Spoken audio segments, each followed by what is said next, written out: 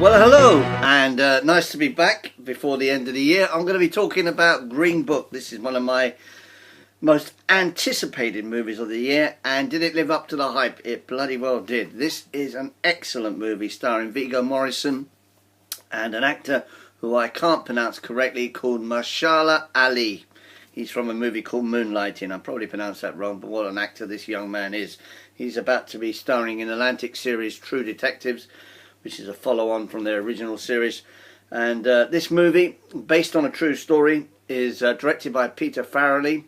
He's gone in a completely different stream. Something about Mary and the Three Stooges are part of his history, but in this he directs one of the best movies of the year. Is it the best movie of the year? Please God it wins the Oscar, because if A Star Is Born is win, I think I'm going to have to seriously think about commenting on films, but I probably will, who knows. Anyway, true story. So what's it about? Right, it is basically Virgo Morrison, who's put on a lot of weight for this part, plays a real life character who's working in one of the top in the time of the year 1962, one of the top clubs in New York, the Copacabana, and he's working there as like somebody who shows you to your table, so they're all earning good money, but if there's any trouble he knocks them out. So basically he's an Italian, well known in the area where he lives, and he's a bit of a boy. Mahershala Ali, I'm not going to keep pronouncing that name, is one of the renowned piano players of his time, and he needs a driver because he wants to go and do a tour for 8 weeks in the South. Now this is 1962. Racism in America is on an all-time high, and he wants a driver that can handle himself. So he interviews a lot of people, ends up with Virgo Morrison, and they go off on a road trip. This acting between these two actors is some of the best acting I've seen between two people for a very long time. I'm not going to start getting emotional, but it really is a masterclass. He comes across in the first few minutes as a bit of a racist. Virgo, he's a bit more than a racist. He has two people come around to work on his house, and they use a glass to have a drink, and he throws the glasses in the bin. So you can imagine you're a bit concerned about what's going to happen when he's working for a black man. Some of the dialogue between these two will stay in my memory for a long time. There's a few scenes. There's one in the court. Well, there's one when they're in a prison and he makes a phone call. That's a fantastic scene. There's a great scene in the middle of the movie as well when they're arguing over if he should play in this racist place. But to be honest with you, this is more of an indictment of America and the sadness of what 1962 incurred, because this is basically what Sammy Davis Jr. had in Vegas, where he wasn't allowed to walk through the front door of the casino he was working in, even though he was the headline act with Frank Sinatra and Dean Martin. And this is the same again. These are messages that people in America should really think and sit down and think, wow, did that really happen? Because it did. And I love this movie. I absolutely love it. I'm going to give it a 9 out of 10.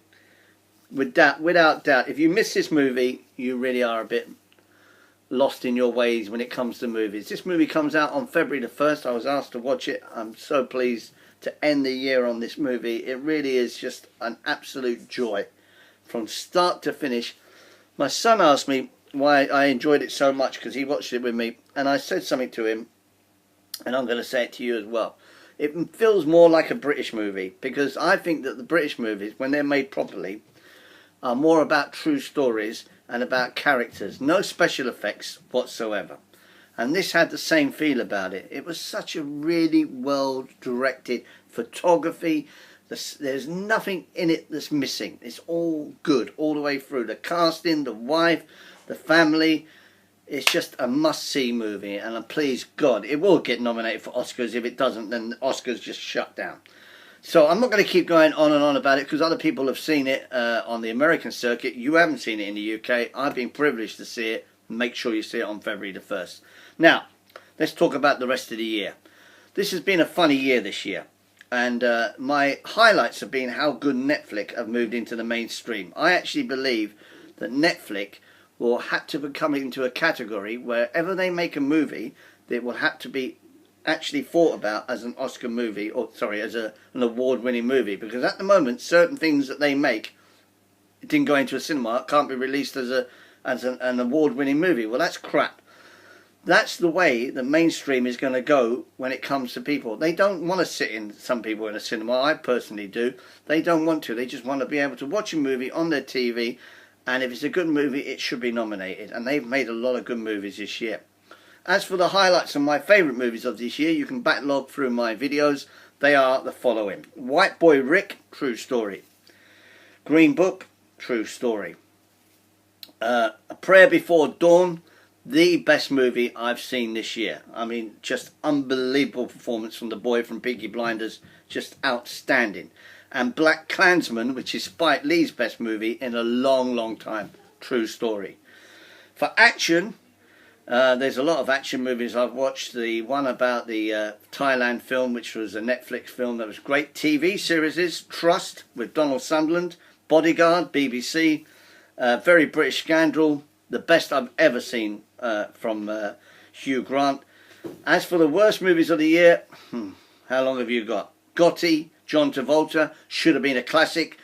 It turned into one of the worst movies of the year I've ever seen. Terminal, should have been Terminal from the minute they saw the script. The most disgusting. I just can't believe the movie was ever made. And 211, which is Nicolas Cage's movie. It's the best comedy of the year, but unfortunately it's not meant to be. Now, I've got to be careful about Nicolas' comedy, because my best mate in the world was having a conversation with him in Glastonbury about 3 days ago, and he's around the area, so I better not say too much about the movie, because he's got a house near me. So, as I say, I want to say thank you to all my subscribers. Let's see if we can uplift it a bit more next year and get a few. I want to mention one guy in particular, Paul in Bournemouth, who's got AKA Rock and Roller. He's a real deal.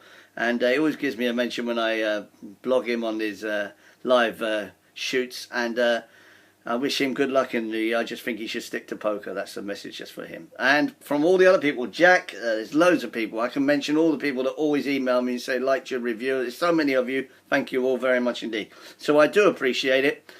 What a way to end the year for me personally, because this is without doubt, well, I'm not going to get too emotional. Anyway, Happy New Year to you all, and I'll see you all in the new year. God bless.